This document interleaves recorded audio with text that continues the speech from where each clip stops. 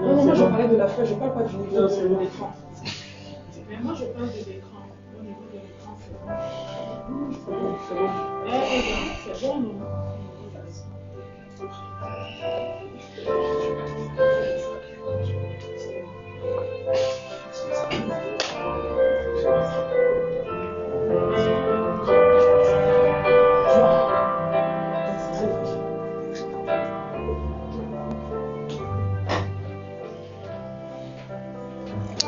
Alléluia, alléluia. Gloire à Dieu, gloire à Dieu. Shalom, shalom à tous, soyez bénis. J'espère qu'on est bien reçu, que la qualité du son est parfaite. Alléluia. Alléluia. Gloire à Dieu, gloire à Dieu. Amen. Gloire à Dieu. Soyez les bienvenus, soyez les bienvenus. Je suis le pasteur Alain Joël Rembentambia, pasteur et avec mon épouse à la mission évangélique des éclaireurs pour Christ. Que la grâce du Seigneur soit sur vos vies. Amen. Alléluia, alléluia. Donc sans plus tarder, nous allons nous disposer, nous allons nous lever et nous allons bénir le Seigneur et remercier notre Dieu. Amen. Alléluia. Pour ceux qui sont en direct sur les réseaux sociaux, nous vous invitons à partager et à vous disposer. Amen. Je vous invite à vous lever. Alléluia.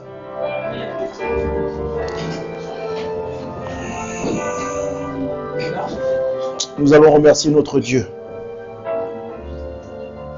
Élevons la voix, bien-aimée. Éternel mon Dieu, mon roi, nous te rendons toute la gloire. Nous bénissons ton Saint-Nom, ô toi, Jésus-Christ de Nazareth. Nous te disons merci, ô Éternel, de ce que tu nous as gardés durant cette semaine, de ce que tu nous as gardés loin des sévices du mal. Merci, ô mon Dieu, parce que je crois que tu as fait quelque chose de magnifique cette semaine. La maladie n'a pas été mon partage, le malheur n'a pas été mon partage, la douleur n'a pas été mon partage, la mort n'a pas été mon partage. Merci, ô Éternel, de cette sécurité que tu fais pleuvoir sur ma vie et sur celle de ma famille et sur tous les bien-aimés qui nous suivent. Nous avons également une pensée pour ceux, ô Seigneur, qui sont en proie à la douleur, qui sont en proie au malheur. Et Seigneur, nous te disons merci parce que nous savons que c'est toi qui les assistes. C'est toi qui les gardes. Au travers de ton amour, Seigneur, nous te disons merci pour ces personnes, ces frères et ces sœurs au travers du monde qui vivent des moments difficiles. Mais nous savons que, Seigneur, qu'au travers de l'espérance que tu mets en leur cœur, Seigneur, tu es digne d'être magnifié, tu es digne d'être élevé, tu es digne d'être glorifié. Merci, mon Dieu, mon roi, pour tout ce que tu fais, Seigneur, pour ce que tu as fait durant cette semaine et pour ce que tu feras demain. Merci, gloire à ton nom, ô Jésus. Merci. Merci, ô Éternel, Dieu des armées. Gloire te soit rendue, et cela dans le nom puissant de Jésus-Christ de Nazareth. Que le peuple proclame un Amen. Amen. Alléluia. Bien-aimés, nous allons inviter le sang de Christ, afin que nous puissions être lavés de toute souillure, nous puissions être lavés de toute oppression. Bien-aimés, de là où tu es, élève la voix et invite le sang de notre Seigneur et Sauveur Jésus-Christ de Nazareth. Amen. Merci, ô Éternel, de ce sang qui a été une rançon inestimable, que même Satan ne pourrait porter. Merci pour ce sang qui a coulé il y a 2000 ans à Golgotha et qui me confère jusqu'aujourd'hui et qui nous confère, ô Éternel, jusqu'aujourd'hui, la grâce, la liberté. Oh Seigneur, ce sang qui libère, ce sang qui brise toute chaîne, ce sang qui coupe tout lien, ce sang, ô Éternel, qui nous rend libres, ce sang qui a été mis sous le linteau de porte en Égypte et qui a permis que la mort ne puisse nous toucher, ce sang qui a permis que le peuple d'Israël, au travers de la énième plaie, qui a permis que le Pharaon lâche la chaîne qui retenait les hommes d'Israël prisonniers. Oh Éternel, merci pour ce sang qui a non seulement coulé en Égypte, mais qui a coulé encore plus puissamment à Golgotha et aujourd'hui qui nous confère cette liberté. Merci, oh mon Dieu, mon roi, pour tout ce que tu as fait au travers de ton sang, au travers de cette rançon, au travers de ce sacrifice au grand que tu as fait, ô Éternel, pour chacune des vies sur la terre, pour chacune des vies qui sont aujourd'hui, qui regorgent le monde. Merci, ô Éternel. Merci pour la puissance de ton sang qui nous confère la liberté aujourd'hui même au nom de Jésus-Christ Nazareth. Amen. Seigneur, nous allons inviter l'Esprit de Dieu afin que l'Esprit de Dieu nous guide durant ce moment que nous allons partager ensemble, bien-aimés. Nous allons inviter l'Esprit de Dieu qui est le consolateur, qui est l'entremetteur par excellence de ce que nous désirons, de ce que nous souhaitons, de ce que nous voulons au plus profond de notre cœur, avec notre Dieu, notre roi. Nous allons inviter l'Esprit de Dieu afin qu'il déploie sur ce moment une atmosphère puissante de paix et d'amour pour ceux qui nous suivent et pour ceux qui sont présents. Au nom de Jésus-Christ Nazareth. Saint-Esprit, prends le contrôle de ce moment. Saint-Esprit, rentre dans les demeures, rentre dans les maisons, rentre dans les foyers de tes bien-aimés. Et même, ô Éternel, car ta parole dit qu'il pleut sur les bons et les méchants. Seigneur, même pour ceux qui ne te connaissent pas, que l'Esprit de Dieu déferle sur eux une atmosphère qui les rend captifs à l'écoute de ta parole. Merci, ô mon Dieu, pour ton précieux cadeau qu'est le Saint-Esprit, le Paraclet. Merci, ô Saint-Esprit, que tu puisses être celui qui nous environne et qui nous conduise, ô Éternel, mon Dieu, mon roi, à ton admirable lumière au travers de cette nourriture spirituelle que tu as prévue pour nous aujourd'hui même. Et nous croyons, Saint-Esprit, que ce que tu as prévu pour nous va transformer nos vies, va changer radicalement la vie que nous avons aujourd'hui, va faire pleuvoir sur nos vies quelque chose de nouveau et va nous habiller d'un manteau agréable au regard de Dieu. Merci au Saint-Esprit de ce que tu as accompli à l'instant même dans les contrées, dans les vallées, dans les plaines, dans les montagnes, où que soit ton peuple, où que soient même ceux qui ne te connaissent pas, que tu puisses déferler sur ces personnes, ô bien-aimé, ô précieux bien-aimé, ton divin amour qu'est ta parole de Dieu pour l'humanité, au nom de Jésus-Christ Nazareth. Amen. Alléluia. Bien-aimés, nous allons nous asseoir. Gloire à Dieu, gloire à Dieu. Alléluia. Le Seigneur a prévu quelque chose de magnifique aujourd'hui. Alléluia. Afin que nous puissions être de ceux qui soyons encore plus vraiment révolutionnés au travers de la parole. Alléluia. Alors la thématique qui va nous conduire aujourd'hui s'intitule « Les pièges à éviter pendant la restauration ». Alléluia. Les pièges à éviter pendant la restauration. Alléluia. Nous voulons être tous restaurés au travers de notre Dieu. Nous voulons prendre tous une nouvelle direction. Nous voulons prendre tous un nouveau départ.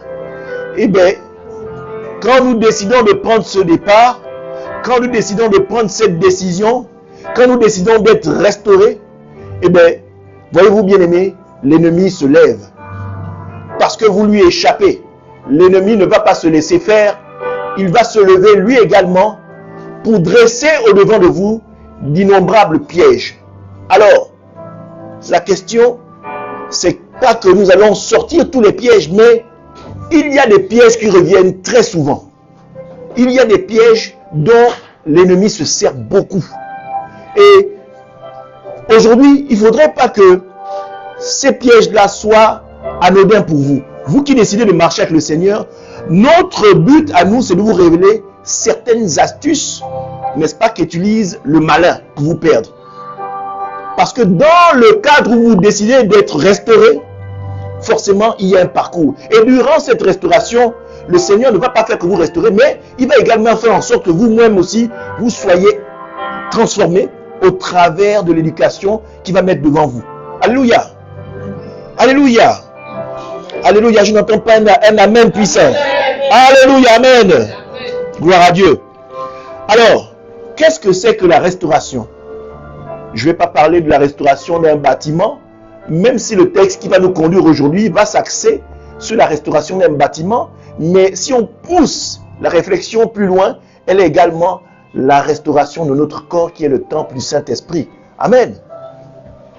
Alors, la restauration de l'âme est une action du Seigneur visant la régénération de ceux qui avaient été détruits par le malin. Amen.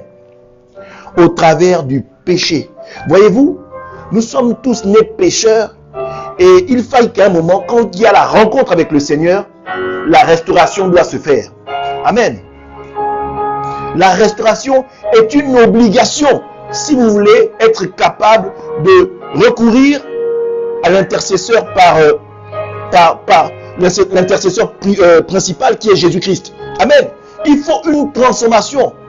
Il faudrait que vous puissiez sortir de l'obscurité du monde et du péché dans lequel vous étiez pour pouvoir avoir accès, amen, à la lumière qui est Christ. Amen. Alors, donc, la restauration de l'âme est une action du Seigneur visant la régénération de ceux qui avaient été détruits par le malin au travers du péché et qui est une désobéissance à la parole de Dieu. Amen. C'est vrai que quand nous sommes dans le monde, nous pensons vivre de manière naturelle et faire ce que nous faisons qui est bon. Mais la vérité, c'est que nous sommes dans l'obscurité et que le péché nous environne. D'ailleurs, on appelle Satan le prince de ce monde. Amen. C'est sa propriété. Mais nous, dans ce monde-là, nous devons être comme Jésus. Nous vivons dans le monde, mais nous ne sommes pas de ce monde. Donc, forcément, il faut une restauration. Il faut pouvoir sortir du monde pour pouvoir arriver à l'admirable lumière que le Seigneur nous réserve. Alléluia. Donc, il y a des procédés, n'est-ce pas? Mais il y a également des pièges que l'ennemi dresse devant vous pour vous empêcher d'atteindre la lumière. Amen. Alors, nous allons ouvrir nos Bibles et nous allons aller dans Matthieu chapitre 10, versets 34 à 39. Matthieu chapitre 10, versets 34 à 39. Alléluia. Alors, je vais lire la parole. Ne croyez pas que je sois venu apporter la paix sur la terre. Amen. Je ne suis pas venu apporter la paix, mais l'épée. Qu'est-ce que apporter l'épée? L'épée, c'est un des innombrables noms de la parole de Dieu. La parole est appelée l'épée. Amen. Alors, qu'est-ce que fait une épée? Une épée, en général, ça coupe, ça tranche. Amen. Ou ça s'enfonce. Mais, en généralité, ce que fait l'épée, c'est de couper ou de trancher. Amen. Et là, dans ce texte, en Matthieu chapitre 10, 34 à 39, on dit ceci. Ne croyez pas que je sois venu apporter la paix sur la terre. Mais, je ne suis pas venu pour apporter la paix, mais l'épée. N'est-ce pas? L'épée permet non seulement de couper et de trancher, mais l'épée permet aussi de faire la séparation. Amen. Quand on coupe, c'est qu'on décide de faire en sorte qu'il y ait deux parties distinctes. Amen. Amen. Alléluia. Amen. Donc, il y a cette séparation. Il y a la mise à part. Quand vous venez au Seigneur, le Seigneur vous met à part. C'est parce que parmi l'innombrabilité de monde et de personnes, le Seigneur vous prend et vous met à part. Il vous extirpe du milieu où vous êtes, n'est-ce pas? De la population, de la mélasse, pour vous extirper, pour vous mettre à part. Et au travers de cette mise à part, autant pour moi, il y a une transformation, il y a un travail que le Seigneur veut faire avec vous. Mais comprenez bien, quand il décide de faire cela, l'ennemi ne vous laissera pas non plus partir avec facilité et aisance, n'est-ce pas? Il y a non seulement un combat qui va se livrer, mais ce combat-là, c'est un combat qui sert aussi d'être pour vous une formation, un service militaire. Amen. Amen. Alléluia. Alors il dit ceci au verset 35. Car je suis venu mettre la division entre l'homme et son père, entre la fille et sa mère, entre la belle-fille et sa belle-mère. Et l'homme aura pour ennemi les gens de sa maison. Amen. Voyez-vous, la plupart du temps, les gens qui vous combattent, ce n'est pas les étrangers, c'est ceux qui vous connaissent. D'ailleurs, Jésus lui-même dans sa propre maison a été combattu. Alléluia. Il a été combattu. Ses frères lui ont dit, mais ce que tu fais là, il faut aller faire ça ailleurs. Amen. Pourquoi? Parce que les gens avaient en tête Jésus, le fils de Joseph, le charpentier, celui qu'on a vu grandir. Amen. Et c'est souvent là où le bas blesse, parce que les gens ne comprenant pas la direction que vous prenez, qu'est-ce qu'ils font? Ils vous combattent. Pensant vous ramener, mais en fait, vous ramenez à la raison, mais en fait, ils jouent le jeu de l'ennemi. La plupart du temps, c'est comme ça que ça se passe. Alléluia. Et Jésus dit, il est venu mettre cette séparation-là. Les gens vont se lever, ils vont vous combattre, mais ne craignez point. La séparation est normale. Et la séparation est même obligatoire. Parce que vous ne pouvez pas dire que vous venez à l'église, mais vous vivez dans le monde et vous faites les choses du monde. Alléluia. Vous êtes en train de vous mentir vous-même et en réalité, Dieu n'est pas avec vous. Parce que Dieu ne se mélange pas. Et la Bible dit que c'est un Dieu jaloux. Il ne partage sa gloire avec personne. Alléluia. Au verset 37, on dit ça. Celui qui aime son père ou sa mère plus que moi n'est pas digne de moi. Celui qui aime son fils ou sa fille plus que moi n'est pas digne de moi. Celui qui ne prend pas sa croix et ne me suit pas n'est pas digne de moi. Celui qui conservera sa vie la perdra, et celui qui perdra sa vie à cause de moi la retrouvera. Cela veut dire que pour marcher avec le Seigneur, il faut une séparation. La parole vient pour couper et trancher, séparer. Elle vient rendre illogique tout ce qui vous semblait logique. Et ceux qui sont dans le monde ne peuvent pas comprendre parce que la parole de Dieu est une folie. Alléluia. Si tu dis à quelqu'un que tu peux te marier sans aller avec la personne, les gens vont te prendre pour un fou parce qu'ils vont te dire, il faut que la personne te connaisse. Il faut que, comme on dit, il faut que tu goûtes. Amen. Il y a une expression au Gabon, on dit goûter laisser. Alléluia. Ils veulent que vous rentrez dans cette expression qui dit goûter laisser. C'est-à-dire que tu consommes le produit et tu décides si c'est bon ou c'est pas bon. Mais malheureusement, tu penses toi pouvoir avoir fait le bon choix, mais en fait, quand tu as goûté cette personne, tu pars aussi avec un bagage spirituel que cette personne-là t'apporte. Alléluia. Donc, c'est pas sans risque. Tu penses que tu t'es sauvé, mais en fait, en réalité, tu t'es tué. Et tu as fait du mal. Non seulement tu penses t'être sauvé, mais en faisant du mal à quelqu'un. Alléluia. Donc, vraiment, le Seigneur vient ici au travers de ce texte nous faire comprendre que il faut une séparation totale avec tout ce qui peut être liens généalogiques, liens familiaux, tout ce qui est en rapport avec le sang et l'âme. Alléluia. Il faut une séparation totale. Vous ne pouvez pas dire que dans votre famille, il y a de la sorcellerie, mais vous venez, vous dites que vous êtes en Christ, et vous venez encore copuler avec cette sorcellerie en pensant que elle vous fera du bien. Non. Vous devez montrer votre séparation, mais séparation avec sagesse. Vous n'allez pas non plus vous mettre à dire tel mon père, tu es un sorcier. Non, non, non, non, non. Le Seigneur a une façon d'opérer qui est une façon d'opérer de manière sage. Alléluia. Alors, nous allons voir les différents points que généralement l'ennemi utilise. Premier point que nous avons appelé les moqueries. Et nous allons aller dans le livre de Néhémie. N'est-ce pas? On va voir dans le livre de Néhémie, on va voir Sanballat et Tobija. Alléluia. N'est-ce pas? Pourquoi? Parce que Néhémie avait reçu du Seigneur la construction du temple. Alléluia. La construction du temple. Et il y a deux protagonistes, deux ennemis, deux serviteurs, deux personnes que Satan utilise puissamment, qui sont Sanballat et Tobija, qui sont là pour empêcher la construction. Alléluia. Et ils vont passer par de multiples astuces. Et c'est la plupart du temps, c'est ces genres d'astuces-là que l'ennemi utilise. Alléluia. Quand vous décidez de faire la séparation. Alléluia. Alors, on va utiliser généralement la moquerie. Alléluia. L'ennemi va généralement utiliser la moquerie pour dénigrer. N'est-ce pas? Au travers d'une moquerie, on va essayer de vous dire que la décision, le choix que vous avez fait de partir vers le Christ pour pouvoir être restauré, n'est-ce pas? C'est banal. On va utiliser la moquerie. Alléluia. Alors, Néhémie, chapitre 2, au verset 19. Néhémie, chapitre 2, verset 19. Je vais lire la parole. Sanballat le Aaronite et Tobija le serviteur ammonite et Geshem l'arabe, ayant été informés, se moquèrent de nous et nous méprisèrent. Ils dirent: que faites-vous là? Vous révoltez-vous contre le roi? Alléluia.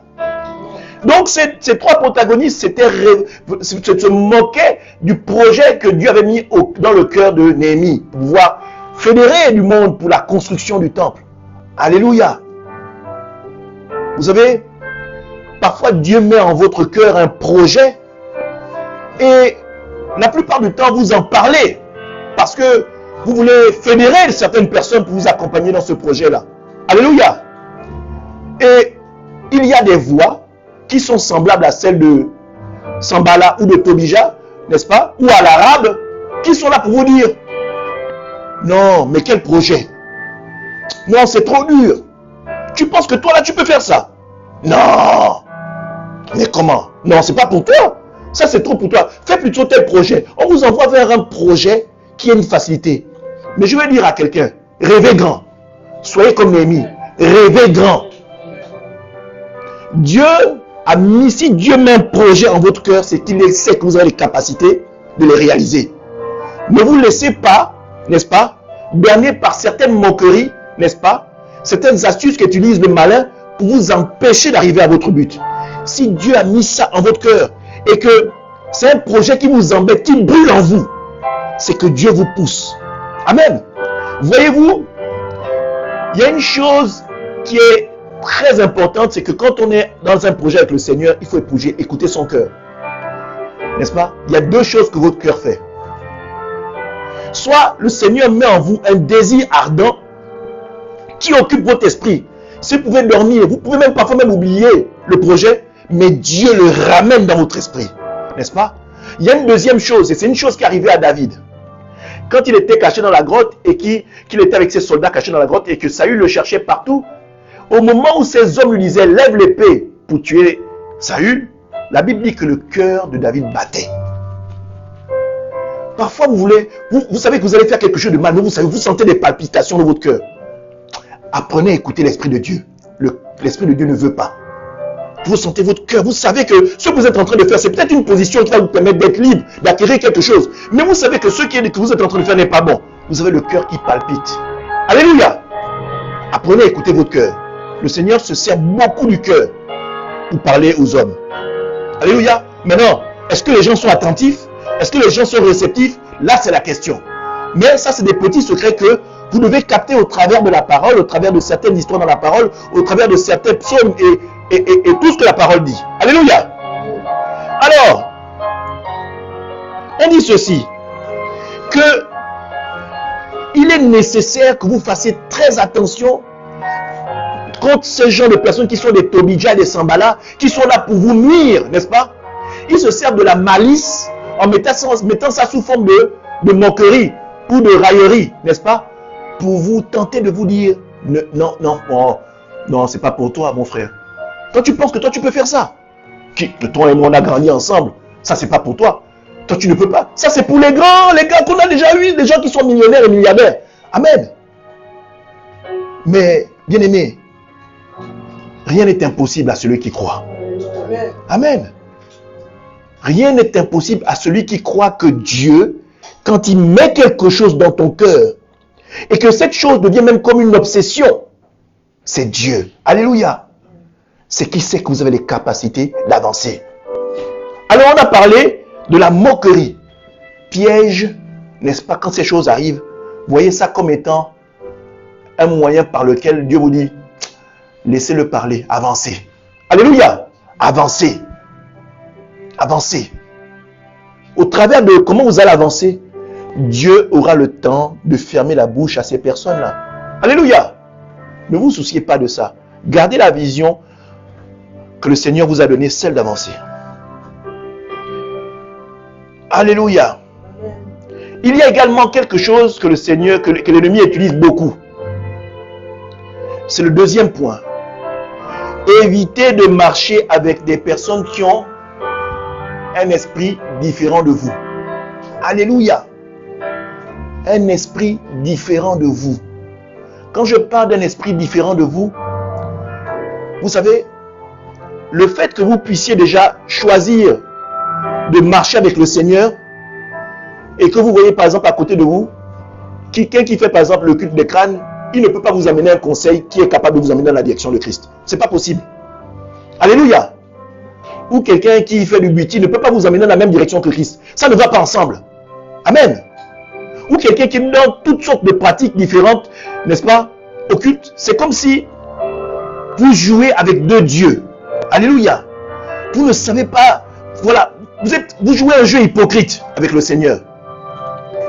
Voyez, pour des personnes qui ont un esprit différent de vous, ne peuvent pas vous permettre d'aller dans ce que le Seigneur vous permet de pouvoir accomplir. De ce que le Seigneur veut que vous puissiez accomplir. Amen.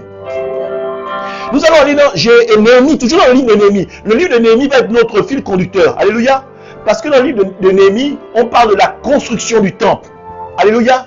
Et la construction du temple, c'est l'image de tout ce que nous aimons, nous souhaiterons construire dans notre vie avec le Seigneur. C'est tous les projets que Dieu met en notre cœur de pouvoir construire. Alléluia. C'est le temple. Chaque fois que nous faisons quelque chose pour Dieu et que nous rentrons dans le plan de Dieu, nous érigeons un temple pour l'Esprit de Dieu. Alléluia. Nous construisons quelque chose qui est nécessaire et agréable à l'émancipation du royaume de Dieu sur terre. Amen. Néhémie chapitre 3, nous allons aller à son verset 1 jusqu'à son verset 5. Tout ça pour vous dire que si vous fédérez les personnes qui marchent dans le même esprit que vous, amen, les choses vont aller ensemble. Si vous avez une affaire et que vous ne savez pas, par exemple, avec quel associé marcher, le Seigneur, si vous soumettez ça à Dieu, je ne parle pas de soumettre ça à votre compétence, votre intelligence ou l'acquaintance que vous pouvez avoir avec un ami ou un proche. Non. Vous devez mettre le Seigneur au centre de vos choix.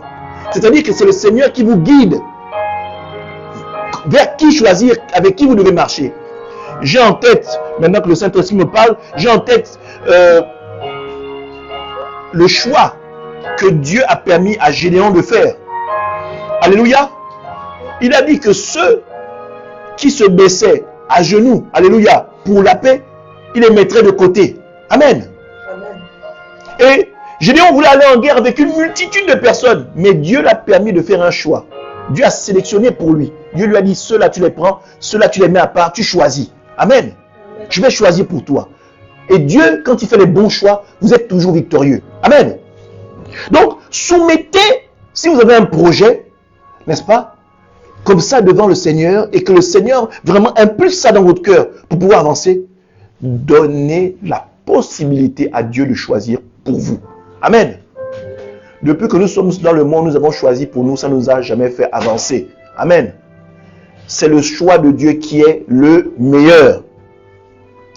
Alors, chapitre 3 de Néhémie, à partir du verset 5 jusqu'au verset 1 au verset 5. Eliashib, le souverain sacrificateur, se leva avec ses frères, les sacrificateurs, et ils bâtirent la porte des brebis. Ils la consacrèrent et en posèrent les battants. Ils la consacrèrent depuis la tour de Méa jusqu'à la tour d'Ananiel. À côté d'Eliashib, bâtirent les hommes de Jéricho. À côté de lui bâtirent aussi Zakur, fils d'Imri. Les fils de Séna bâtirent la porte des poissons. Ils couvrirent et posèrent les battants, les verrous et les barres. À côté d'eux travailla aux réparations Mérémoth, fils d'Uri, fils d'Akot. Et à côté d'eux travailla Meshulam, fils de Berekia, fils de Meshibaël. À côté d'eux travailla Tzadok, fils de Bana. À côté d'eux travaillèrent les Tékoïtes, dont les principaux ne se soumirent pas au service de leur Seigneur. Alléluia. Voyez-vous, il y avait toute une équipe, tout pour vous dire que non, Néhémie n'était pas allé construire le temple comme ça. Amen. Il avait ouvert l'information, et ceux qui étaient animés du même désir que lui, de pouvoir reconstruire le temple de Dieu, n'est-ce pas, se sont joints à lui. Amen. Ceux qui avaient l'esprit différent étaient mis de côté. Amen. Donc, au travers de ce message-là, de ce texte-là, je voudrais que vous puissiez comprendre que il faut éviter les gens qui ne sont pas du même esprit que vous, qui ne sont pas animés du même désir que vous, qui ne prient pas le même Dieu que vous, qui n'ont pas la même dimension spirituelle que vous. Amen. Sans quoi, si vous prenez des feux étrangers, donc les gens qui ont une pensée différente de vous, ou un esprit différent de vous, ils vont toujours faire le nécessaire pour vous tirer vers le bas. Alléluia. Ils vont agir comme Tobijah et Sambala. Ils vont toujours faire en sorte de vous dissuader, de vous décourager, de vous montrer que la tâche est trop rude, donc qu'on ne peut pas y arriver. Amen. Le Seigneur, si vous le sondez le Seigneur, il mettra toujours à côté de vous des gens qui sont aptes à vous accompagner. Peu importe les problèmes que vous aurez à vivre, parce que je ne dis pas que ça va être un chemin long et tranquille, ou un fleuve long et tranquille comme on dit, mais il va mettre des gens qui sont là pour vous encourager. Ne baisse pas les bras. C'est pas parce qu'il y a tel problème ou tel problème que tu dois baisser les bras. Le Seigneur met à côté de vous un halo de personnes qui vont être des motivateurs, des personnes qui vont toujours vous relever. Quand vous allez baisser un peu la tête comme ça, ils seront des gens. C'est pareil même quand vous êtes dans le mariage. Vous savez, il y a l'homme et la femme, mais Dieu met en chacun des deux parties, n'est-ce pas, quelque chose de magnifique. N'est-ce pas? De manière à ce que l'un va être fort dans quelque chose et l'autre va être peut-être affaibli dans un autre domaine, mais chacun, n'est-ce pas, a une chose que Dieu a mis en lui qui est utile pour l'avancée du couple. Amen. Peut-être vous pouvez, moi ça m'arrive parfois d'avoir des baisses de tension. Mais Dieu a mis devant moi une femme magnifique qui parfois a des paroles qui me relèvent. Alléluia. Je suis un homme, je suis fait de chair et de sang, donc j'ai mes moments aussi de faiblesse, de fatigue parfois, ça arrive. Mais Dieu met toujours en son cœur une parole qui me booste. Alléluia. Et c'est comme ça que nous devons avancer. Marcher avec des personnes, n'est-ce pas? Je ne dis pas qu'il faut être fermé aux autres, parce que le Seigneur nous amène toujours vers les autres. Mais avant d'aller vers les autres, vers ceux qui ne connaissent pas le Seigneur va toujours mettre un dispositif de personnes qui sont aptes à vous accompagner, n'est-ce pas? Vers les autres, vous accompagner même quand c'est difficile. Les personnes vont toujours vous donner une parole, un réma qui va vous voyez, qui va vous porter, qui va vous dire, je ne veux pas être le dernier, et mon Dieu ne supportera pas, ne permettra pas que je sois le dernier, parce que si je suis avec le Seigneur, c'est que je dois être un vainqueur. Alléluia. Amen. L'ennemi est déjà vaincu, donc il n'y a pas de raison que je ne puisse pas rentrer dans la dimension de victoire que l'Éternel a déjà préparée pour moi. Amen. Alors on dit donc de ne pas marcher avec les personnes qui ont un esprit différent de nous. Amen. Au troisième point, il y a ce qui est vécu par pas mal de monde quand vous décidez de rentrer dans ce qu'est la restauration. Les médisances. Les médisances. L'ennemi utilise beaucoup la médisance. Discréditer, vous faire passer pour un fou aux yeux des autres. Faire en sorte qu'on dise que non, mais c'est la folie. Pourquoi? Parce qu'il veut que le dispositif que Dieu a mis devant vous soit découragé. Amen. Il faut médire sur vous. Il faut vous faire passer pour un fou, n'est-ce pas? Il faut bousiller l'intégrité, la chose que vous voulez construire. Alors s'il n'arrive pas à venir physiquement, c'est pourquoi on appelle Satan le malin. Il va passer par des organes subtils. Si vous n'avez pas la parole de Dieu pour vous rappeler certaines choses, vous pouvez tomber. Et la médisance est un piège énorme où beaucoup de gens tombent. Soit vous répondez par colère et vous sortez complètement de la volonté de Dieu. Amen. Soit vous faites des actes qui vont complètement donner raison, n'est-ce pas, à ces personnes de mauvaise langue. Alléluia. Donc, ne pas répondre aux médisances. Si oui, répondez par la prière. Amen. Si oui, répondez par la prière. Alors, on va voir le premier point qui est ne pas répondre aux médisances. Néhémie chapitre 4. Dans le même livre, mais à son chapitre 4. À son chapitre 4, à partir de son verset 1 jusqu'à son verset 3. Néhémie chapitre 4, verset 1 jusqu'au verset 3.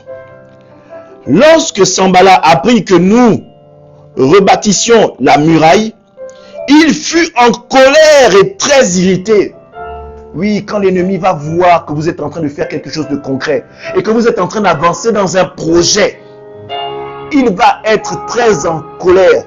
Comme dit cette expression, il va déferler toutes les foudres de l'enfer pour vous au travers de la langue.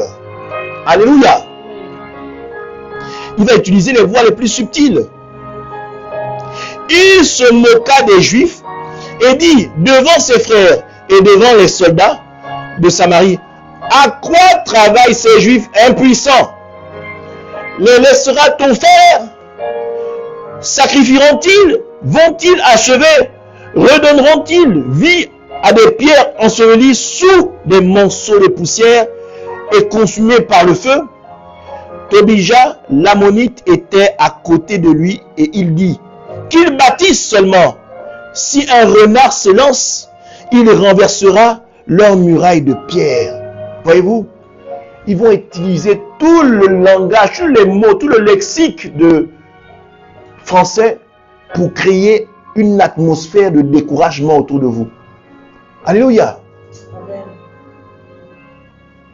Mais nous avons une réponse et notre combat se passe dans la prière. Nous ne nous donnons pas le droit de nous faire justice parce que nous avons un Dieu de justice. Et le seul recueil que nous puissions avoir, c'est cet organe vocal que le Seigneur nous a donné, qui est un moyen de l'interpeller sur un cas bien spécifique, de cibler. Alléluia. Amen. De cibler la parole, parce que de cibler nos prières, parce que nos prières sont comme une mitraillette. Et, passez-moi l'expression, si vous voulez être un sniper verbal, il faut ancrer votre prière vers une cible bien donnée. Parfois, il est nécessaire de faire pas de longues prières. Vous savez, parfois, quelques mots de 5, peut-être une phrase, peut contenir, n'est-ce pas, et mettre en joue la cible que vous voulez atteindre. Vous n'avez pas besoin de répondre vous-même de visu, mais dans le secret, vous vous confiez à Dieu. Alléluia. Et vous ciblez. Parce que vous êtes fait de chair, donc forcément, c'est des paroles qui vous atteignent. Mais ne pas répondre, ne pas laisser la chair s'exprimer, parce que la chair, si elle s'exprime, elle s'exprimera de manière mauvaise, impulsive. Alléluia. Parce que la chair veut une réponse immédiate. N'est-ce pas? Réparation immédiate. Mais l'Esprit de Dieu, lent à la colère, trouve toujours le point, n'est-ce pas? Le bon point, le bon endroit pour déstabiliser l'ennemi. Alléluia, telle une cible d'un sniper sur le visage ou sur le front de quelqu'un. Amen. Amen. Alors, au verset 4, nous allons entendre la prière. Alléluia, la prière. On a dit en haut, ne pas répondre aux médisances. Si oui, c'est pas la prière. Et au verset 4, on a cette prière, alléluia, que Néhémie, n'est-ce pas, dresse devant le trône de Dieu. Amen. Écoute notre Dieu, comme nous sommes méprisés, fais retomber leurs insultes sur leur tête et livre-les au pillage sur une terre où ils soient captifs. Ne pardonne pas leur iniquité et que leurs péchés ne soient pas effacés devant toi, car ils ont offensé ceux qui bâtissent. Alléluia. Voyez-vous, ce n'est pas une longue prière, mais ça, quand c'est ciblé et que c'est adressé, n'est-ce pas, avec justice devant Dieu, quand vous le faites et que vous êtes droit dans vos bottes, vous êtes intègre, le Seigneur va vous répondre. Peut-être pas de manière immédiate, mais il répondra tôt ou tard. Amen.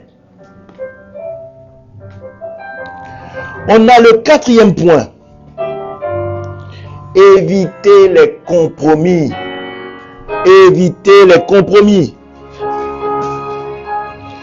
Voyez-vous, l'ennemi a une façon de faire. S'il voit qu'il utilise de multiples actions pour vous empêcher d'avancer, il va tenter de vous prendre par les sentiments pour pouvoir intégrer dans le projet, dans la bâtisse que Dieu vous a donnée à construire, n'est-ce pas? Il va pouvoir s'intégrer comme pour vous dire, je viens m'intégrer à votre projet. Alléluia. Tu sais, on peut le faire ensemble. Mais en fait, l'idée principale, c'est d'insuffler un sentiment à l'intérieur du projet que vous avez à construire. Il vient de manière sinueuse et vraiment maligne. N'est-ce pas? C'est pervers, c'est comme un cancer, vous ne le voyez pas venir. Vous vous rendez compte que quand vous tombez. Amen. Chapitre 6 de Néhémie. Chapitre 6 de Néhémie, du verset 1 au verset 4. Du verset 1 au verset 4. Alléluia. Du verset 1 au verset 4. Néhémie, chapitre 6, verset 1 au verset 4. Je vais lire la parole. Je n'avais pas encore posé les battants des portes. Donc, vous n'êtes pas encore arrivé à la fin de votre projet, n'est-ce pas? Que Tobija et Sambala s'empressent de venir déjà vous parler. Alléluia. Vous n'êtes pas encore arrivé à la fin de votre projet que l'ennemi se dresse déjà sur vous. De manière perverse et vraiment, comment on peut dire ça? De manière subtile, il s'approche de vous. Je n'avais pas encore posé les battants des portes lorsque Sambala et Tobija et Guichem l'arabe et nos autres ennemis apprirent que j'avais rebâti les murailles et qu'il restait plus de brèches. Alors Sambala et Guichem m'envoyèrent dire, viens et ayons ensemble un entrevue. Amen.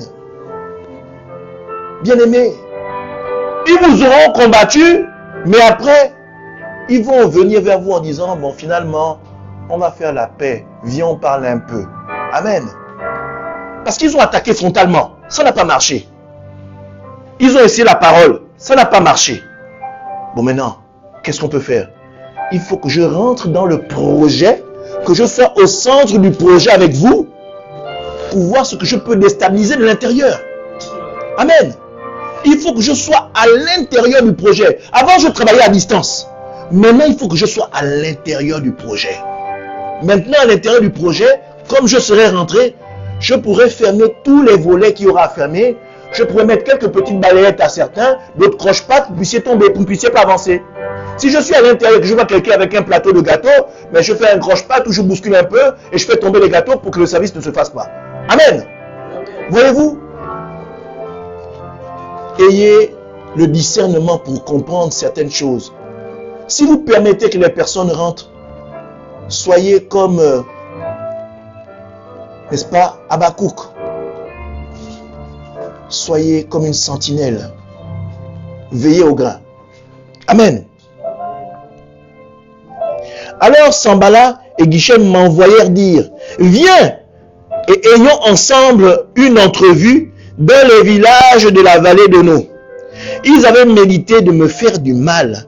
Je leur envoyais des messages avec cette réponse. J'ai un grand ouvrage à exécuter. Et donc là, c'est Néhémie qui répond. N'est-ce pas, pour ne pas tomber dans le piège. J'ai un grand ouvrage à exécuter et je ne puis descendre. Le travail serait interrompu pendant que je quitterai pour aller vers vous. Ils m'adressèrent 4 fois la même demande et je leur fis la même réponse. Amen. Donc, parfois, quand on vous propose de telles entrevues, c'est pas mauvais parfois de ne pas répondre. Parce que si vous répondez, c'est que vous rentrez dans le plan qui a été prévu. Apprenez parfois à vous faire désirer. Quand c'est comme ça. Laissez traîner. N'est-ce pas? Laissez l'ennemi se découvrir. Voyez-vous? Parce que la personne n'est pas venue frontalement. Mais il a envoyé dire. C'est-à-dire qu'il a envoyé un émissaire. Voyez-vous? Il a envoyé un émissaire. Vraisemblablement, vous allez recevoir un émissaire. Quelqu'un qui vient en bon diplomate. Quelqu'un qui n'était peut-être même pas là au début. Amen. Ou quelqu'un qui n'a jamais été là depuis le début. Mais qu'on va utiliser comme émissaire. Alléluia. Amen. Écoutez. Bon, on m'a envoyé dire. Si tu veux qu'on parle, on se retrouve à tel endroit. Mais en fait, le plan est dressé. C'est pour vous. Renvoyez la réponse. Je n'ai pas le temps. Ou je suis très occupé en ce moment. Je fais autre chose. Attendez l'ordre du Seigneur pour y aller. Amen. Attendez l'ordre du Seigneur. Ne vous dites pas que c'est parce que il a voulu, je sens qu'il va arranger, donc je vais courir. Non. Vous n'avez pas à courir. Votre plan à vous n'est pas, n'est-ce pas, n'est pas fait en fonction d'un homme. N'est pas fait en fonction d'un ennemi. N'est pas fait en fonction de la montagne qui se dresse devant vous. Votre plan à vous est fait en fonction du temps que Dieu décide pour vous. Si votre Dieu vous dit, allez-y à la rencontre, allez-y à la rencontre. Si votre Dieu n'insuffle pas ce désir, restez à votre place et attendez que Dieu vous donne l'ordre. Parce que parfois nous pensons que c'est en répondant que nous allons être nous-mêmes la source de la régularisation du problème. Non, attendons le temps de Dieu. Lui, il fait cette requête, il se sert d'un émissaire parce qu'il veut assouvir son plan de destruction. Mais vous, qui est le donneur d'ordre? Qui est le donneur d'ordre? C'est Dieu. Donc attendez l'ordre de Dieu pour aller à la rencontre, n'est-ce pas, de celui qui vous combat. Alléluia. N'essayons pas de nous mettre à la place du justicier, l'homme masqué avec la cape. Nous ne sommes pas des Batman. Nous sommes des personnes vulnérables. Si ce n'est pas Dieu qui nous porte, alléluia, nous serons perdus depuis. Amen. Donc ça, c'est des astuces parfois que l'ennemi utilise. N'est-ce pas? C'est fou parce que c'est des astuces récurrentes. C'est des choses qui se répètent. De la même sorte que Dieu dit, il n'y a rien de nouveau sur le soleil, vous devez comprendre que l'ennemi utilise toujours la même astuce, les mêmes subtilités. Alléluia. Et la parole est là pour nous rappeler la façon avec laquelle l'ennemi travaille. Mais si tu n'as pas la parole, si tu la connais, si tu la lis jamais, comment peux-tu déceler le piège de l'ennemi? Tu ne peux pas. Parce qu'au travers de la parole, tu nourris l'Esprit de Dieu en toi qui agit comme un radar, parfois pour te dire, stop, arrête-toi. Prends la gauche, prends la droite. Mais si tu penses que tu peux te sauver par ton intelligence, bien aimé, il y a de fortes chances, si ce n'est Dieu qui permet, que tu te heurtes, n'est-ce pas? Que ton pied heurte devant une pierre. N'est-ce pas? Et qu'on t'entend de loin crier aïe parce que ton pied a cogné, le petit orteil a cogné un bout de table. Alléluia. Amen. Il y a également le 6e point. Et c'est un point avec lequel l'ennemi travaille beaucoup. La peur. Amen. La peur. C'est un point que l'ennemi utilise énormément. La peur. La peur de ne pas réussir le projet. La peur qu'on n'ait pas les fonds nécessaires. La peur qu'on ne puisse pas arriver à quelque chose. La peur que cet homme nous quitte si on ne fait pas ci. La peur que cette femme ne nous donne pas le crédit. La peur que l'argent ne sorte pas au moment opportun. Voyez-vous? Il va utiliser la peur. Et si la peur vous atteint, c'est qu'elle bousille votre foi. Quand la peur vous touche, elle déstabilise votre foi. La peur. La peur. Voyez-vous, le pasteur Elsa et moi, quand on s'est mariés, je n'ai pas mis 1 000 €. Je n'ai pas mis 1 000 € dans mon mariage. Alléluia. Je n'ai pas mis 1 000 €. Je n'ai pas mis 1 000 €. Mais c'est Dieu qui a fait notre mariage. C'est Dieu qui a fait notre mariage. Et moi, je crois aujourd'hui que les mariages des chrétiens. Les mariages des chrétiens sont toujours un moyen où Dieu se révèle. Alléluia. Même dans le mariage d'un chrétien, Dieu montre qu'il est Dieu. Alléluia. Parce que il donne des mariages des chrétiens, un mariage fantastique avec peu, mais qui a vraiment une gloire. N'est-ce pas? Les gens de l'extérieur, quand ils ont eu notre mariage, ils ont dit waouh. Mais bien aimé, notre mariage a été fait avec rien. Et Dieu a suscité des mains de partout, des offres de partout, même des parents avec qui je ne vais pas parler pendant longtemps. Dieu a suscité ces personnes-là à ce moment. Alléluia. Ne vous inquiétez pas si vous voulez rentrer dans le mariage et s'il manque des fonds. On dit, et c'est dans la Bible. C'est une parole que vous pouvez répéter chaque fois, mais vous ne prenez pas conscience de la puissance de cette parole. Toutes les richesses du monde appartiennent à Dieu. Alors, combien de fois si vous êtes ses enfants? Amen. La Bible dit même que pendant que vous dormez, Dieu vous donne. Les enfants de Dieu, ils ne souffrent pas pour avoir. On dit on vous donne ça dans le sommeil. Alléluia.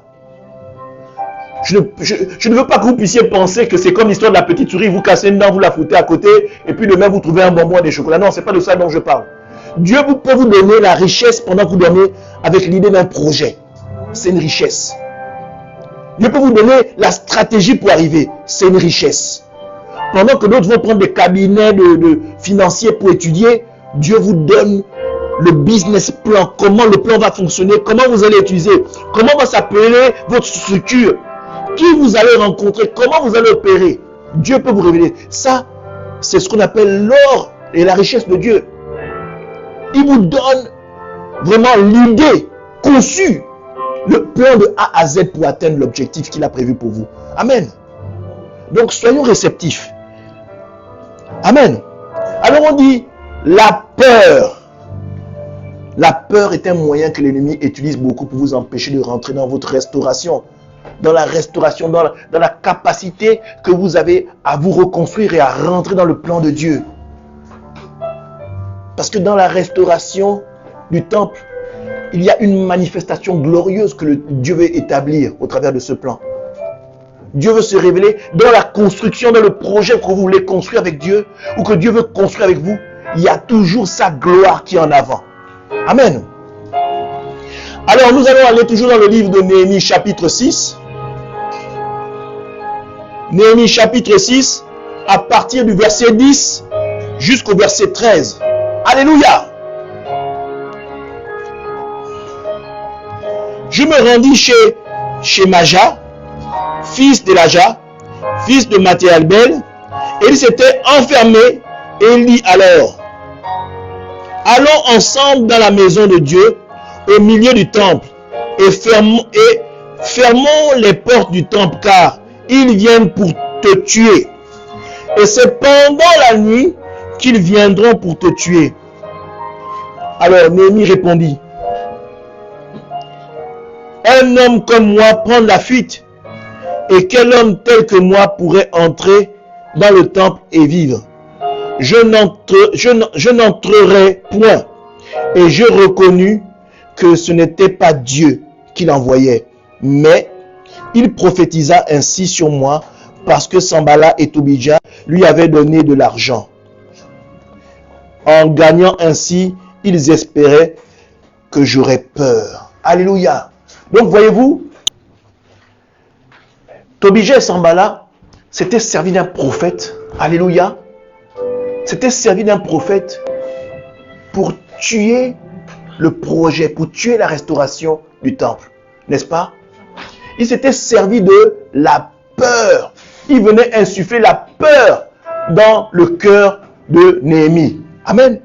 Ils étaient venus insuffler la peur pour que ce dernier, n'est-ce pas, puisse laisser le projet que Dieu avait mis pour lui. Alléluia. Voyez-vous, l'ennemi peut même se servir d'un pseudo-homme de Dieu pour vous dire que ce n'est pas votre temps. Attendez. L'ennemi ne se sert pas seulement. L'ennemi peut se servir des pseudo-hommes de Dieu. Vous pouvez rencontrer ce homme qui vous dit non, ce n'est pas le temps. c'est pas le moment. C'est une des astuces que l'ennemi peut utiliser. Alléluia. Puisqu'il sait que vous êtes très ancré dans la parole. Mais je vais vous dire ceci. Si Dieu révèle à ce prophète ou si Dieu révèle à cet homme de Dieu, alléluia, Dieu peut également vous révéler. Mais Dieu n'a pas besoin d'insuffler la peur pour vous dire d'arrêter. Alléluia. Dieu n'a pas besoin d'insuffler la peur pour vous dire d'arrêter. Parce que Dieu n'est pas un dictateur. Alléluia. Dieu insuffle la crainte, mais pas la peur. C'est deux choses différentes. La crainte, elle est faite quand on respecte. Alléluia. Mais la peur, c'est la terreur. Ça n'a rien à voir. Amen. On fait les choses par peur et terreur parce qu'on craint pour sa vie. Mais on fait les choses avec crainte parce qu'on aime et on respecte. Alléluia, Dieu. C'est deux choses différentes. Vous écoutez votre père vous insuffle la crainte. Mais dès l'instant où il vous insuffle la peur, ce n'est plus la même chose. Vous êtes prisonnier dans un carcan de terreur. Alléluia. Donc, voilà, alléluia, bien aimé, ce que l'ennemi, ce que le Seigneur, oh là là, que Dieu me pardonne, que le Seigneur a mis au travers de moi à partager avec vous. Alléluia. Les pièges à éviter quand on veut être restauré. Alléluia, quand on veut accomplir un projet avec Dieu. Quand on veut vivre pleinement les choses que le Seigneur a à nous donner pour l'agrandissement et la construction de son royaume. Alléluia. Amen. Soyez capables de pouvoir repérer ces points-là. La Bible dit ceci, rien de nouveau sous le soleil. Il n'y a pas une astuce que l'ennemi peut mettre au devant de votre route que Dieu ne connaisse pas. C'est pas possible. Il n'y a pas un plan que l'ennemi peut dresser de vous ou faire dresser contre vous que Dieu ne connaît pas. C'est pas possible. Si vous décidez de marcher avec le Seigneur aura toujours un moyen de vous révéler cela. Alléluia. Ce message parle pour tous les projets que vous avez en votre cœur. Tous les projets que vous avez en votre cœur. Ne laissez pas des Tobija et des Sambala venir entraver le projet que Dieu a prévu pour vous. Détournez-vous des Tobija et des Sambala. Ils ne sont pas des personnes capables de comprendre même une once du projet que Dieu a dans son cœur pour vous. Alléluia. Je trouve parfois un peu désobligeant que quelqu'un qui est dans un mariage et qui, par exemple, vit des moments difficiles dans son mariage, va recourir à une personne qui n'est pas mariée pour demander conseil. C'est une chose que je ne comprends pas. Tu as tes parents qui sont dans le mariage depuis 30 ans. Tu as des gens qui sont dans le mariage depuis 40 ans, qui sont prospères dans le mariage. Tu vois l'amour dans leur visage, la joie d'être ensemble et de vivre ensemble. Pourquoi tu ne prends pas ton courage pour aller demander à ces personnes-là qui ont un vécu? Pourquoi vas-tu chez la copine qui a déjà une multitude de copains et n'a pas une vie forcément, qui a une vie qui est qui va dans le même sens que toi, qui est dans le même esprit de ce que tu désires. Ça n'a pas de sens. Voyez-vous? Et ça, c'est juste la parole de Dieu et l'Esprit de Dieu qui peut nous ramener à la raison quand on rentre dans de telles choses. Amen. Donc, peuple de Dieu, on va se lever et puis on va prier ensemble. Alléluia. Que le Seigneur nous permet de pouvoir déceler les pièges de l'ennemi. Alléluia. Nous permet de pouvoir déceler les pièges de l'ennemi dans ce qu'il a prévu pour nous comme projet. Alléluia. Dieu est digne de régner. L'agneau est souverain. Nous élevons nos voix pour l'adorer. L'agneau est souverain. Alléluia. L'agneau est souverain.